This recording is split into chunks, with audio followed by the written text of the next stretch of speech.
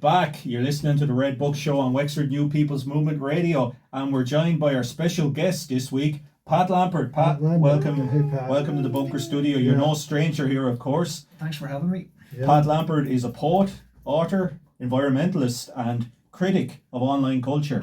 He presents the HUMP every Wednesday at 8 p.m. on Wexford New People's Movement Radio, and is often involved with the Connect Again show on Thursdays at 7 p.m. Pat, tell us about the HUMP and what Wexford New People Movements Radio means to you. Okay, big thanks to Tony Bergen and yourself for making all this possible, of course. And it's a wonderful, absolutely wonderful resource. And I'm completely on board with the fact that it's non-commercial. And that it's community based, so that's all in my wheelhouse, as I say. Yeah. I don't like now. What's the HUMP all about? The HUMP. Okay, the HUMP is basically about showcasing local talent. Being a prophet in your own town. Yeah. It's a thing that it's a bugbear that I've had for a long time. We go out of our way. It doesn't matter whether it's music. We'll go out of our way to put our money into corporate pockets, and while we ignore, the local talent, the local shops, where we should be spending our money, and you might be saving a few pound by going to some big store like Tesco or someplace like that, but that money is going, okay, they say, we're providing employment, but that's all subsidised by the government as well, so and tax evasion and all sorts. There's no point in going There's into a lot of leakage from the community. But the money is all going out of the country. I've no love for the corporate world. I saw the writing on the wall in 1983 when I was 23 years old.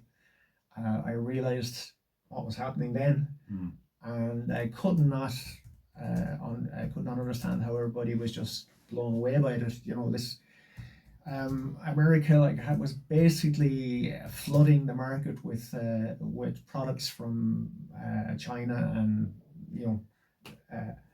sweatshops around the world, and people were lauding them for it, and going out of their way to buy the latest sneakers and the latest jeans and what I noticed happening over the years then would have been the fact that the small little shops that we had in the town here, regardless of what it was, whether it was just a little newsagent or a corner shop, were all being closed down, and we were getting all these shiny new stores. But anyway, I know we don't even get the new stores. You know what I'm saying. I hear you. I studied this in school. I studied regional economics and I studied local community economic development. And trade linkages are really, really important. So when dollars come into a community, however they come in, whether it's through government, whether it's through agriculture, or whether it's through industry, you want to keep those dollars moving around the local community for as long as possible before they leak out. And they're leaking out too fast now. So for me, it's one little pocket of the world where you've got musicians and writers, and they have a passion and they have something to share, and so that's, and it's something that should be championed, and you are championing it. You've had some. Well, we are championing because you're providing the service here. You're providing the room. Tony is providing the airwaves, and all I'm doing really is facilitating. And the people come on here are the stars of the show, and they really are stars. Tell us about some of them. Who have you had on? Well, I have had the privilege of sitting here beside Luke Whitty, who I didn't know what to expect, and he blew me away. Lovely chap. But a fantastic singer. He's like a young Luke Kelly. Fantastic guitar player. Very clear idea what he wants to do. He producing his own music, writing his own songs, and he's selling what they're calling practical media now, or basically CDs, and he's completely disillusioned by the corporate end of things, where you've got the likes of Spotify and so forth. And then we've had Rachel Grace, who world class again blew me away. Yeah. A voice like an angel. Yeah, she's I'm no exaggerating. And to sit here, it's complete and utter privilege for me to sit here, right, and the acoustics in here, I don't know where it comes from. Beautiful, absolutely beautiful singer. Yeah. And of course then we had Daniel Jordan on last week. Yeah, I was listening to it. Fantastic.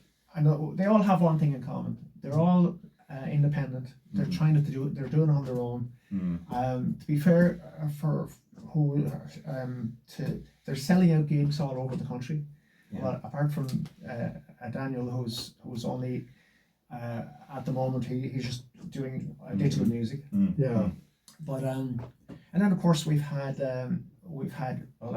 I've interviewed Tony himself. Yeah. His dream of having this radio for so long, Mm. and now that he has it on here. And then we've had Margaret Galvin, and that was incredible. She's just a published novelist, writer of poetry, and a storyteller supreme. She's great at storytelling. And, inspires so many other people to do it as well. And inspires. Yeah. Well, that's the thing. She also has this creative writer program which she runs. They all have one thing in common as well: community. They're very much they're very much family orientated and community based, and they all give back. Rachel gives back to the community. Luke, and of course Margaret, and that's what it's about really, and that's why I like what the Hump is about, and what I like. So who you got coming on next? Well, hopefully we'll have Anne Ireton next. Anne is again a novelist, published novelist. She is, and she writes poetry as well. She does very and well. so there's a little bit of doubt about that at the moment, but we'll find out before tomorrow's out. So that's it's the Hump. Are you amazed by the amount of genuine talent, authentic talent in the county? Because all of those people are from County Wexford. And they're living in Wexford. No, I'm not, because I have witnessed over the years, and the unsung heroes, if you like, and the I'm going to call it what it is. It's begrudgery. Like people. Begrudgery is or maybe it's I don't know what to call it. That's the right word. That's the right word. People they don't see value in somebody who I went to school with him. Sure, he was a Egypt or whatever. I don't know. I'd agree with you 100%. Yourself and Steve, and it's become a recurring theme over the last couple of shows we've been talking about the cultural economy and how it could be used to kickstart Wexford, particularly the main street, back into action. Because I mean, it's hard not to notice the decline in the main street at the moment, and the fact that we've 40 empty units on it. And but we can also talk ourselves down, and I know we've been looking at some of the reports on the local media this week regarding things that every town is suffering from, antisocial behaviour and things like that. And there's no doubt those issues are there, and they're going to get worse with the more empty units we have, the more empty space on the main street, the more disheartened people we have. But that cultural economy could be used. We are at a crossroads, and we could go one of two ways. Things would get very much worse. We could end up like one of those towns in England which are wiped out, or we could go the way Kilkenny has gone, the way Galway has gone, more festivals, more community action like what Tony is and all of you are doing here, and we could make Wexford The thing is, thrive on a cultural economy? It's valuable on more than one level. It's valuable if it succeeds, obviously. It's valuable on the level of building confidence in the community, but that people pull something off, like all of us pulled together with the Other Worlds Festival. We did the deed. We did it. That builds confidence, and if people try other things, it builds confidence. And the question is, if you don't like the idea of being Galway of the East, well, what else you got? You know, I mean, I'm talking to like a critic, hypothetically. What else you got? Because we need to try things, you know, and that's at least a solid idea. It may not succeed, but it's worth pursuing further. Well, people will travel here and say, this is the home of Rachel Grace and Daniel Jordan and Margaret Galvin, you know. Red Books. Yeah. It's the home of Red Books, And yeah. Wexford New People's I'm here Movement for us at the Radio. Bible Room. The original copy. And of course, we have sitting here Steve Unicky, who's a great writer, and I know Steve will be keen to ask you because you are a writer also. I suppose I am, but Well, I'm not a published writer. You are a writer, and I still remember the day. I think it was in the summer of 2024 when you first came to Red Books. I remember you walked up here and you had a big booklet, or book, not a booklet, but a gigantic book of your writings, and you wanted to talk to us about it. And we spoke to you about Outspoken, and I remember that. Yeah, well, you're definitely very a writer. grateful for. I saw the evidence. You're a writer for sure. Yeah. Look, I suppose there's the story goes. There's a book in everyone, as they say. Yeah. And so I do enjoy writing, and I'll tell you how it came about. Is I'm also very much into the outdoors and physical activity, like running and so forth. And I was laid up with a long-term injury, and I couldn't do all the things that I would normally do. And which included long distance running, what they call ultra running. And what is ultra running? Ultra running is basically running any distance that's greater than a marathon. Okay. I've run all the way up to 100 kilometers. Oh my gosh. And I've done a lot of it in the mountains on solo. It's all solo supported. Solo adventure running. Wow. And what that does is it leaves you alone for long periods of time. With your the longest I've been out for, I think, is 19 hours. I ran in all the summits in the Blackstair Range with 93 kilometers with 5,000 meters of elevation. Yeah. And wow. So I found myself for a long time alone with my brain, if you like. Yeah. And it teaches you to focus. Yeah. And to so that was one thing. And then when I was injured, I couldn't. I'm missing out that. So there was a mental well-being was as well as my physical well-being wasn't being challenged. I don't know what I can only speak for myself, but there's a lot of stuff goes on in here. Yeah. And a lot of it was negative, and I wanted to find a way of getting it out. Yeah. So that's why I started writing, and and of course, all the stuff that's in the media and on social media and everything like that, and so rather than just having it recycling in my brain, I said okay, but it wasn't enough for me just to write it down. I wanted to turn it into a synopsis. I wanted to cut it down to the quick. And then I made it rhyme just so that it was that extra thing so I don't call myself a poet. I see myself as I like to write rhyming storylines or rhyming narratives, but they have a very direct and some people don't like it because it's too direct. My approach can be a bit too direct sometimes. So, but where I'm at the moment is I'm at odds with words. Okay. Right? How do you mean? Well, I believe words are a poor substitute for our emotions, right?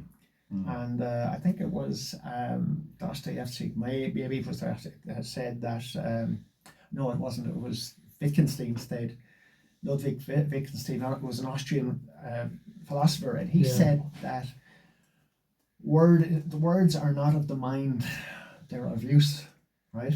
Yeah. And I think we farm far too much of everything into words, and we're incapable of anymore of sharing our emotions. So without them, Yeah. right? And I think words get us into an awful lot of trouble.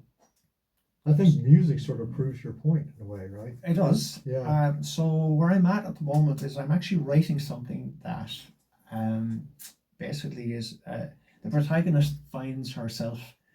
It's a woman whose husband is dead, and her children are living, have left, flown the nest to the four corners of the world, and she finds herself alone, and through a series of circumstances, she finds herself with a community of hunter-gatherers, basically, who don't speak, and they don't. Oh, that's a fascinating idea. So she has to learn to cope, coming from the civilized world, as we call it. She finds herself immersed in this, and we've all been in a foreign country at some point or other and not being able to speak the language. But we don't die, right? We don't lose our way. Even though the signs are all, we find our way around, and we eat, and we get it back on the plane and we fly home again. But she finds herself in this situation, and so I'm really I'm forcing myself now down the road of how is she coping? And how would people communicate if they couldn't have words? It's fascinating. Do you see this as being a novel, or? I've written a novel called Ferdia, which deals with the notion of telepathy, and it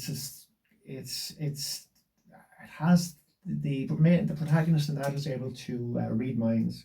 He's able to to leave his own mind and enter somebody else's, and he's also able to basically control them. But he doesn't want. He realizes he has this ability, but he doesn't want it.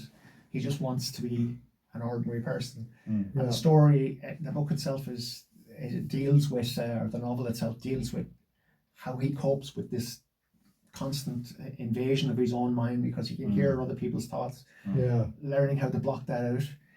And there's another thing going on with it. But anyway, he has this assignation with a woman, and a one night stand, and she ends up having a child for him. And this is the main protagonist. The sequel to this now is this woman, and so she doesn't have those abilities, but her son did. Right, but she left her son behind with her parents, and she married someone else, and she had 6 children for him, and it was they lived a life on a farm, and then the son, the father or the husband was 10 years her senior. He dies of a heart attack out working, crashes his tractor or whatever, and she's the woman now that finds herself alone. So that's the there will be a loop around the original book as well, and to the son that has anyway, so. Well, that sounds fascinating. We look forward to seeing this. Now you got more than one book in here. And a lot of stories. And you're a busy man, because as well as being a radio broadcaster and a writer and a poet and many other things, you're also part of the Connect Again group that meets here every Thursday, a group about artificial intelligence and how to maintain our humanity in the age of AI, I suppose. But I would consider you, and maybe you would consider yourself, maybe more to the critique side of AI. Well, my view on AI is I'm indifferent to it. Indifferent. Okay. I'm indifferent in the same way as I am to thermodynamics. Like I know when I'm warm, I know when I'm cold. Yeah. And I know when I'm comfortable. Yeah. And I don't need thermodynamics to help. You know, I don't need to understand. That's a good point. Yeah. So similarly, I don't need AI. I have no. I have used social media, and I know I have inadvertently used AI, but I don't deliberately go out of my way to involve myself with it. In actual fact, I'm pulling back from. I've cut back my involvement with social media and have returned to actually writing writing everything down. Mainly because what you put on, even the notes that if you use Google Notes, for instance, right, and on your phone.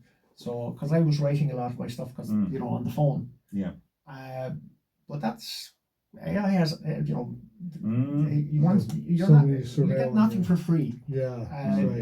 That whatever you're writing is they have access to it. They have access to your photographs. They have big other. Yeah. So it is Big Brother, and it is out there. So there is that aspect of it. So I again to do with the physical side of things. I believe that, I don't believe, I mean, the fact is that as humans, we are meant to move. We're not bears. We're not meant to hibernate. We're not meant to be sitting around brain rotting, watching Netflix and so forth. We're meant to be, out in the fresh air. We're meant to breathe. Yeah. We're meant, to have, for our bodies to properly function.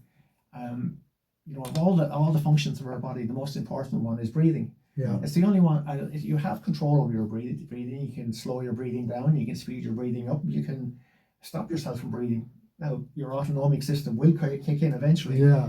But you can't do that with any other voluntarily with any other organ. But if you the thing about breathing then is obviously the function of your body without breathing, you won't last very long. Yeah. You get hypoxia and that's it. Now I believe that from a physical point of view, the life that we're living, the sedentary life we're living, we're in mild hypoxia all the time. We're not getting rich oxygenated blood through our systems, through our body, through our vital organs, through our brain. And then when you go to the brain, that's if we're not doing the physical stuff that we used to do, that we have evolved to do, and now you're telling me that you're taking away the mental. AI is going to do away with mental functions, requirement to use your brain as well. And we see that, don't we? How many people are now using ChatGPT we spoke about it earlier, to compose simple text messages, or any kind of mental task is now done with the help of ChatGPT or one of these other agents. We're looking at figures now. 75% of Irish adults are experiencing stress, anxiety, or depression. Referrals to youth mental health services have spiked by 33%, and 22% of secondary school students report severe anxiety. Yeah.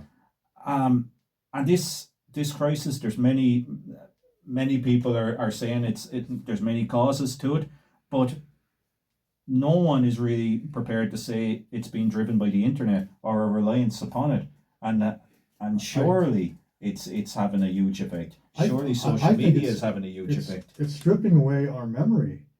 I mean, we remember particular things that are important to us, obviously, but we don't remember I mean, speaking very generally here, we don't remember how we were living before all this stuff happened.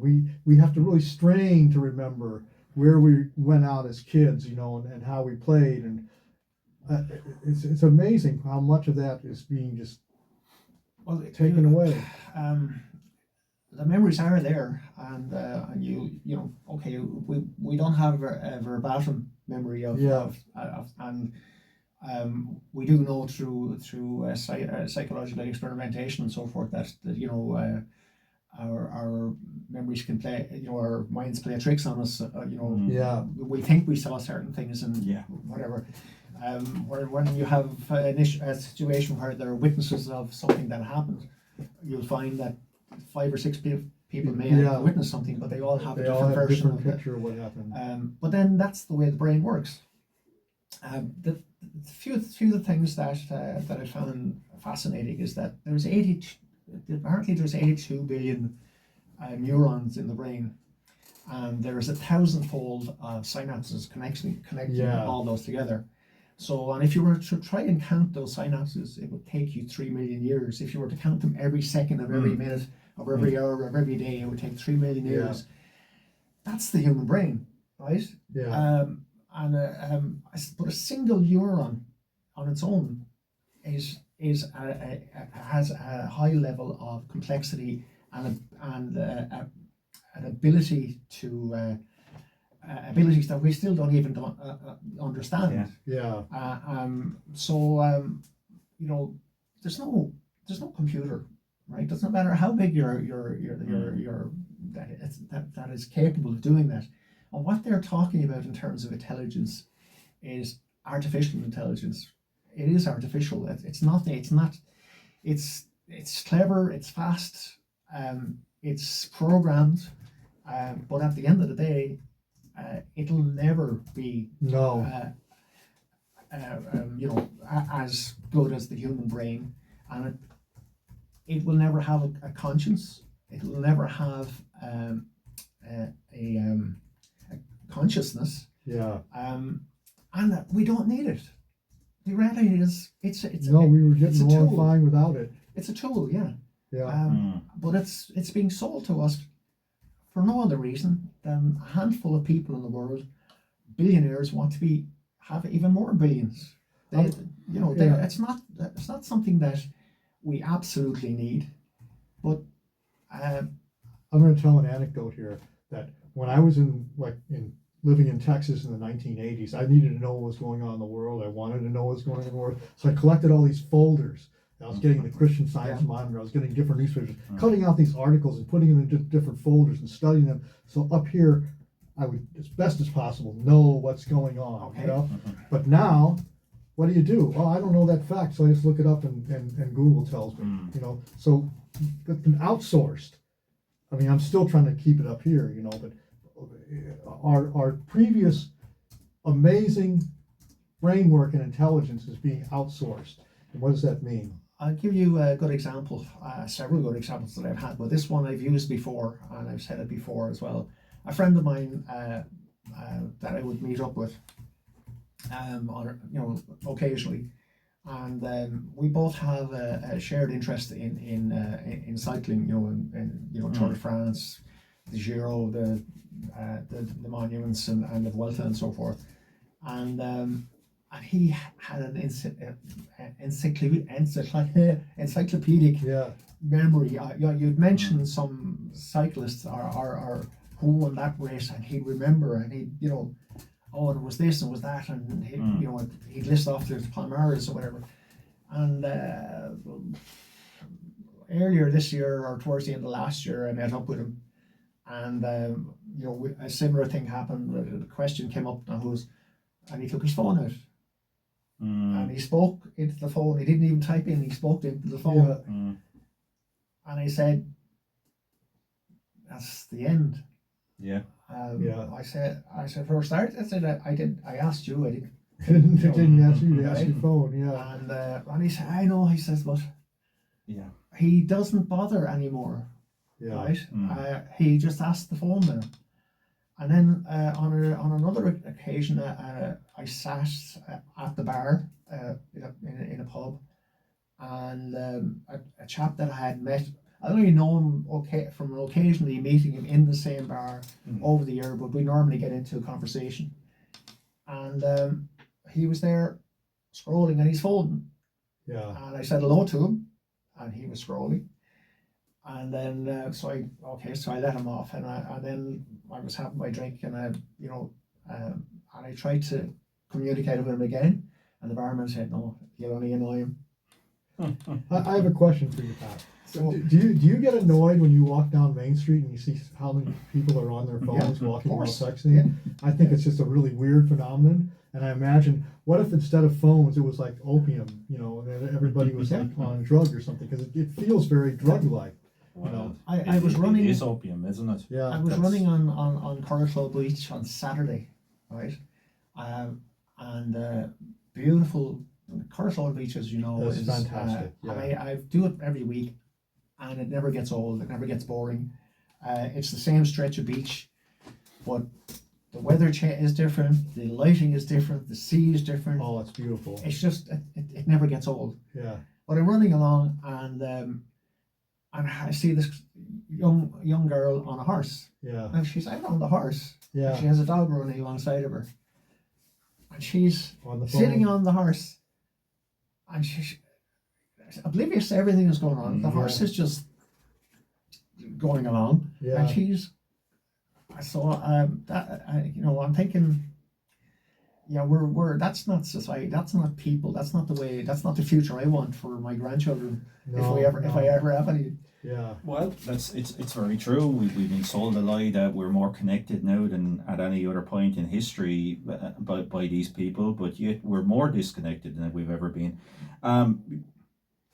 You're familiar with Luddites. Luddites were, Yes, of course. for the listeners, Luddites were 19th century textile artisans who famously smashed up the machinery that was going to replace them in the Industrial Revolution under the orders of the mythical Ned Ludd or General Ludd. Are you a Luddite, Pat? A neo-Luddite? Are we? No, I wouldn't say that, for the simple reason that they did ended up getting involved in there were murders on both sides. People died, and so I can't say that I'm a Luddite. I wouldn't go along with that. But in the concept, do you believe that the way to deal with this is to? No, I'd be more along the lines of boycotting. Boycott. Right? Because that's what we need to do as a society. We just need to stop interacting. Yeah. Right. It feeds on us every time that we pick up the phone, every time that we answer a notification, every time that it sees that we like something, that the algorithm is going crazy to draw you in. It even uses the accelerometer in the phone, that it holds back the notification so that when you put the phone down, I'm going to want bing, Incredible. and you'll pick it up again. Yeah. This is how insidious this thing is. So no, I think the Irish were credited with The boycott. With boycott, and before communication was the thing at all. Yeah. In terms of there were no phones. You're going back to I think the 17th century or the 1700s anyway, at least. And but the whole country turned against this one individual. His name was they boycott, didn't hurt him. right? They didn't hurt his family. They just They wouldn't deal with refused him. to the shops refused to sell him goods. The workers refused to work for him. Stopped And working for him. and that was it. Even when he was forced to leave the country, basically, and he had booked accommodation in the hotel. Yeah. They They wouldn't allow him accept to his stay. accommodation. So he actually had to get on the boat and just leave the country. Yeah. That's what I'm in favour of. And and because everything is electronic, it's even easier for us. I mean, if the shops on the town, I try as much as I possibly can to spend every cent that I spend, try and spend it locally. Yeah. It's very difficult to do. Yeah. But because but yeah, I'd rather put that extra few euro on buy fresh meat that's locally produced and that's locally butchered, than go into Lidl or Aldi or Harrods, and you've no idea where the produce has come from, and you're saving money, but where the money is, the whatever you are spending is going out. Yeah. There's a story. There's a very simple way. There's a hotel. A woman turns up at a hotel, right, and she books the function room for a week, for a day sometime in the future, and she pays €100 deposit, right, for the function room, and then the hotel then pays the butcher €100, right, that they owes them, and the butcher pays the grocer the €100 that the grocer owns, and then the grocer pays the electrician €100 that he owes him, and the electrician books or goes to the hotel that at the weekend with his wife and family, and he pays €100 for a meal. And you're looking at a very large economic impact from the first from the €100. But then the woman comes back on the Monday, and she cancels the function, and she gets her €100 back. Yeah.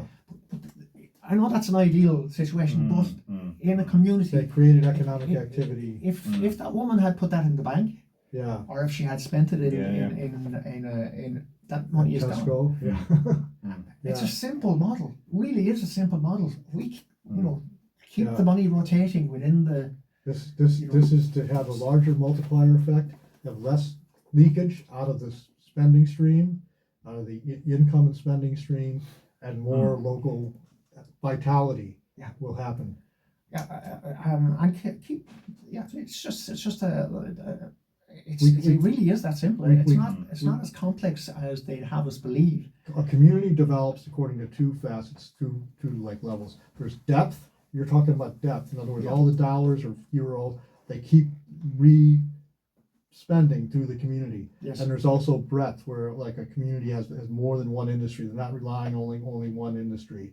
Those are the values that help a community sustain itself for the long term. And if you allow all the currency, I keep wanting to say dollars, but I'm going to be careful, all the euros to leak out of the community fast, then the community is like lost its circulation. And then of course the fact is that if your carbon imprint, as we call it, is lessened if you're buying produce that's made only locally. It doesn't travel that distance. If you're buying fresh vegetables from the local farms, it's going to be fresh. It's going to be nutritious. It's going to be and again, it won't have traveled as far. And better still, if farms have their own farm shops. I'll give a good example. I was talking to a woman from Tipperary in Care, and she was working in a bed and breakfast, but they owned a farm.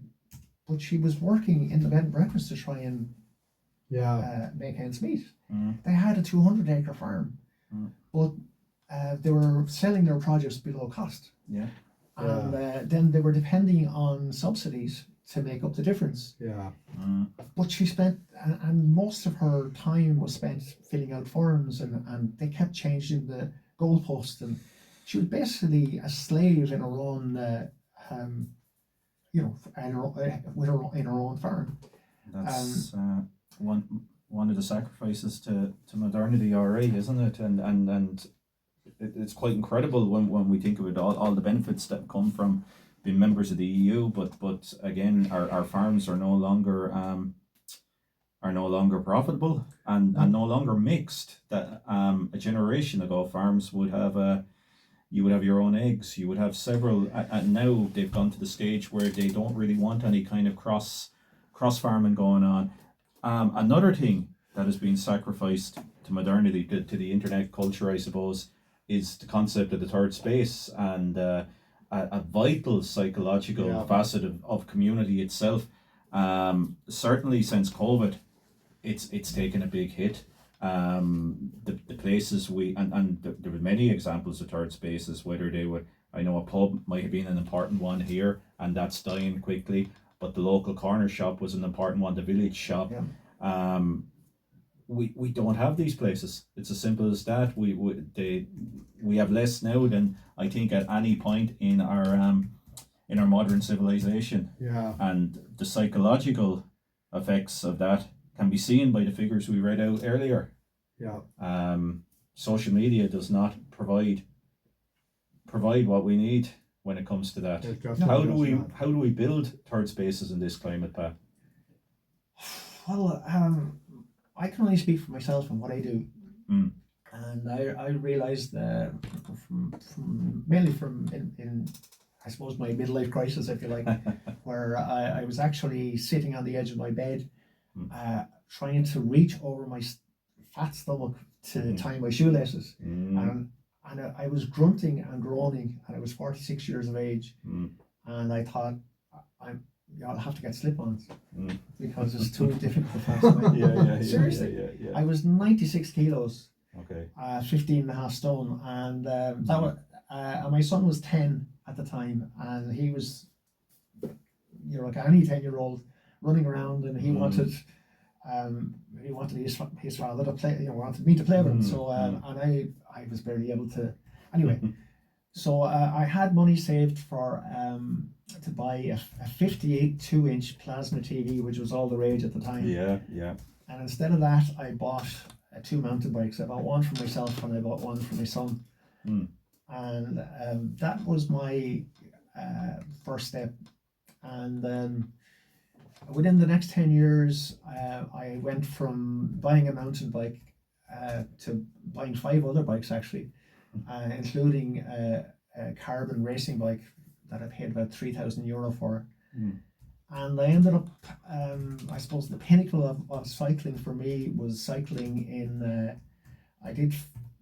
we did 7 horse category climbs in the Alps, which we Tour de France category climbs. And before that you would never have thought of doing something like that. Before I wasn't able to fasten my laces because I was too fat. But had you done anything like that earlier? I went from that to buying a mountain bike and gradually over the years, it took me 10 years. 2017 was then we went to the Pyrenees and we did 6 climbs in the Pyrenees. So and then when I was 50, I took up, because I was still, the cycling wasn't getting rid of the weight that I wanted to get rid of. So I took up running when I was 50, and within a short, I won't say a short period of time, but about 3 years, I actually got down to 11 and a half stone. How many kilos? From so that's about 75 kilos, I think. 75 kilos. So so I lost pretty much 25 kilos over, but it took me 10 years or more. But what happened in there is I fell in love, because being outdoors, I fell in love with the outdoors again. And I became less, I got rid of my television. Smart move. Because what I was doing was I was watching other people acting about living a life that I wasn't living, that I could be living myself. Have you ever seen a show where the people are sitting around watching television, and then it's like a goggle box, or whatever, like a Magritte painting or something. Yes, that's quite fascinating. So let's turn it full circle then. you are part of Connect again, and how could we use AI to benefit our society now? How could we use it for our benefit? Because maybe it's not, it's how we use the technology that's the issue, and it's how those billionaires misuse it. I have said that it's a tool, and I'm indifferent to it because I don't need to use it. But that doesn't mean, I don't need to drive a Formula One car, but they exist. Yeah. Right? And but if it has to be used, and again, this is not my area expertise because, as I say, I'm indifferent to it. I have no interest in the mechanics of it. Just the same as, I drive a car, but I don't know how it works. I just drive it. But they're not trying to push that down my neck, but they're trying to push this thing down my neck. But yes, there is this supposedly, I don't know, but there's you've had Rory Roberts speak about it. It is possible to have a what he calls the fridge, a fridge-sized version of AI that is programmable an AI agent that will do what we want it to do for Wexford, right? Okay. It won't run the entire world, but it's big enough to do everything that we should need to do to solve problems here locally. That to me sounds something. What I'm against is this globalization. What I'm against about AI is us using an international model that is not specific to anyone's needs, only for the people who are wanting to make money out of it. They don't care about your specific needs. So if we're going to use AI, it's the same as a minibus. Will look after the local community. This AI will look after our so. And what are your thoughts on data centers? That's again the reason that I'm. If this turns out to be true, that these small fridge-sized units don't need data centers. They don't need data centers. They don't need all the they don't need to have the surveillance technology and all of that. They don't need. And that's another thing. Nobody needs to be surveillance. I don't like being surveilled myself. So. We don't. The technology is should be used for our benefit. It shouldn't be used for spy on us.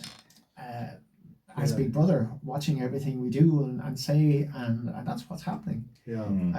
So, and we also know that again,